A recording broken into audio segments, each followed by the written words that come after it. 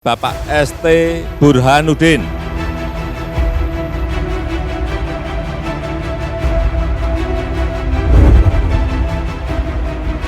Bahwa terdakwa melakukan tindak pidana korupsi secara terorganisir dengan baik, sehingga sangat sulit untuk mengungkap perbuatannya. Bahwa terdakwa dalam melakukan tindak pidana korupsi dan tindak pidana pencucian uang menggunakan tangan-tangan pihak lain dalam jumlah yang sangat besar dengan menjadikan sebagai nomini. 2. Menjatuhkan pidana kepada terdakwa oleh karena itu dengan pidana penjara seumur hidup. Insya Allah lah aset dia masih kita akan kejar terus. Yang sudah diambil untuk Jiwasraya tidak bisa diserahkan lagi ke untuk iya, ya pasti akan kita kejar kemana aja.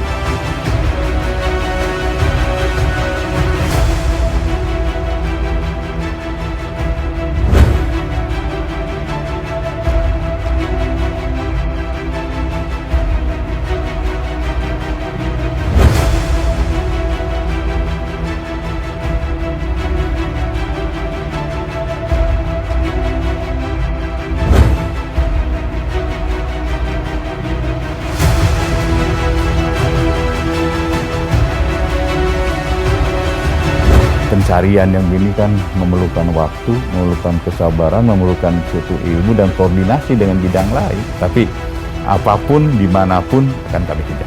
Karena kita untuk apa sih kalau hanya untuk pembindanaan aja, tetapi kami juga akan mengutamakan bagaimana mengembalikan aset-aset negara ini, aset-aset rakyat. Ini kan harta Indonesia, harta negara yang punya rakyat Indonesia. Apapun harus kita upayakan untuk pengembaliannya.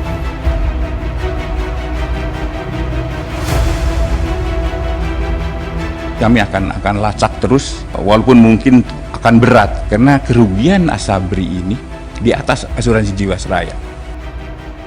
Masalah korupsi di Asabri itu tetap akan diselesaikan menurut konstruksi hukum yang dibangun oleh Kejaksaan Agung, tapi ini tetap akan berjalan sebagai tindak pidana korupsi dan tidak akan bisa ditawar-tawar lagi.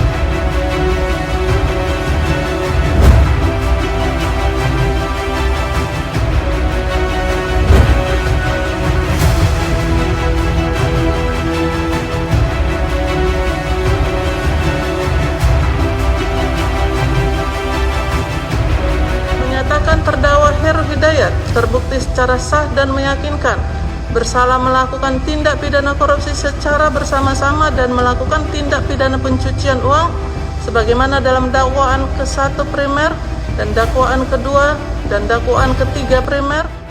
2. Menjatuhkan pidana kepada terdakwa oleh karena itu dengan pidana penjara seumur hidup.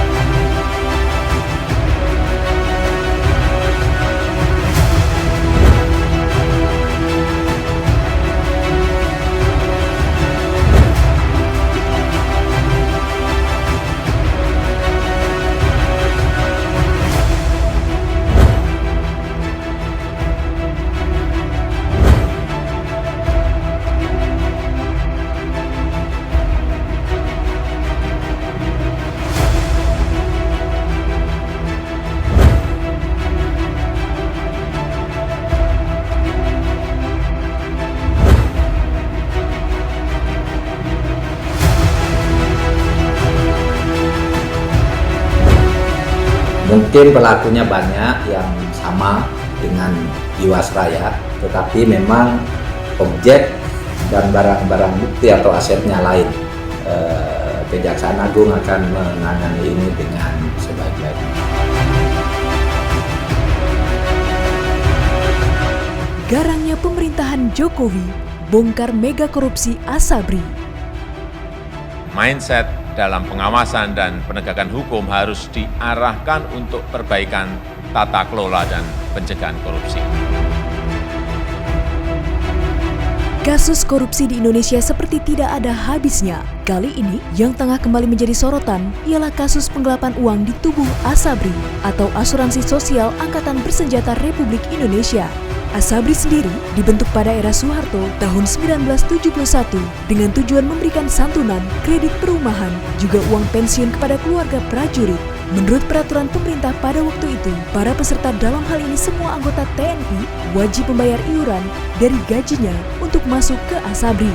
Sebagaimana diketahui, Asabri mulai menjadi sorotan setelah Menteri Koordinator Bidang Politik, Hukum, dan Keamanan, Mahfud MD, menyebut ada dugaan korupsi senilai 10 triliun rupiah di tubuh PT Asabri pada Januari 2020 silam.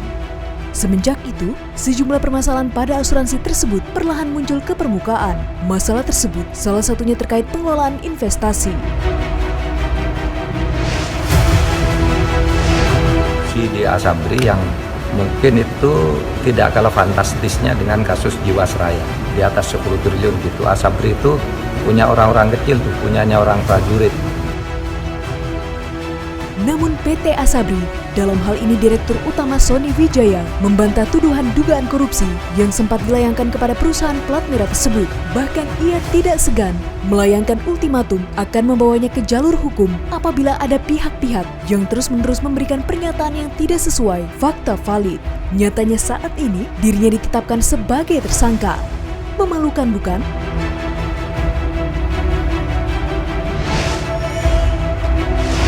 Saya menjamin bahwa uang kalian yang dikelola di Asabri aman, tidak hilang, dan tidak dikorupsi. Jika hal ini terus berlangsung, maka dengan sangat menyesal saya akan menuntut jalur hukum. Mendengar laporan dugaan korupsi di tubuh Asabri kala itu, Presiden Joko Widodo atau Jokowi langsung menginstruksikan Menteri BUMN Erick Thohir, Menteri Keuangan Sri Mulyani Indrawati, Ketua Dewan Komisioner OJK Wimbo Santoso, hingga Jaksa Agung ST Burhanuddin untuk memproses laporan tersebut. Makanya sangat wajar ketika Pak Jokowi akhirnya berbicara ketika pertama kali bursa dibuka tahun 2020. Beliau mengatakan bahwa tolong bursa juga mulai bersih-bersih juga. PT Asabri disinyalir punya masalah yang sama dengan Jiwasraya, yakni masalah investasi di saham gorengan. Dana puluhan triliun rupiah yang dimiliki oleh Asabri saat itu diinvestasikan agar menghasilkan keuntungan. Dikarenakan para direksi Asabri tidak terlalu paham akan permainan saham, mereka akhirnya meminta orang lain untuk mengendalikan dana Asabri. Orang tersebut tak lain tak bukan ialah Beni Cokro yang juga terlibat korupsi di kasus Jiwasraya.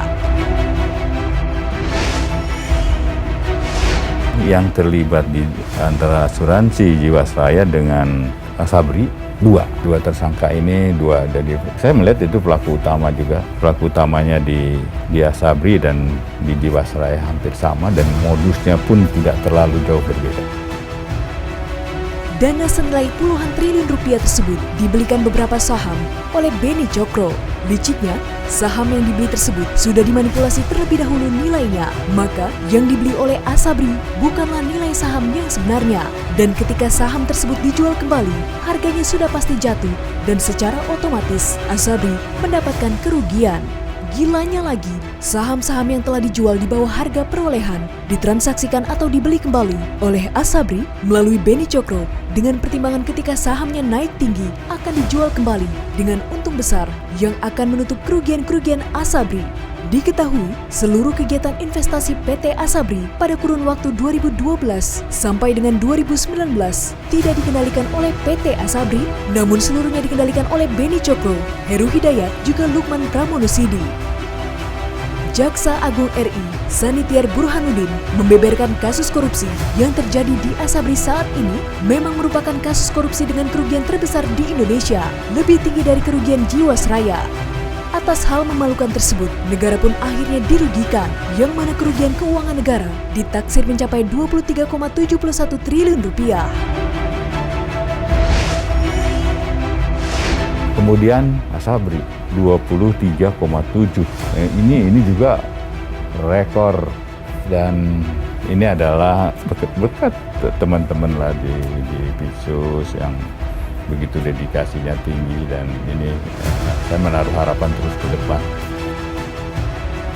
Dalam perkara ini, Kejaksaan Agung telah menetapkan 9 orang tersangka.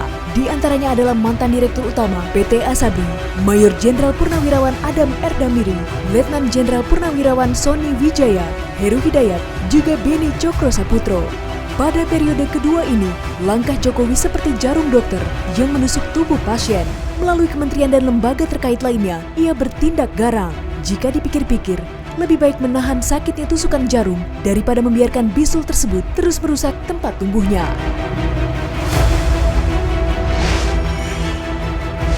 Harusnya angkatan generasi kita itu merasa malu, nggak korbanin nyawa, apa darah aja enggak kok. Cuma nggak korupsi masa nggak sanggup.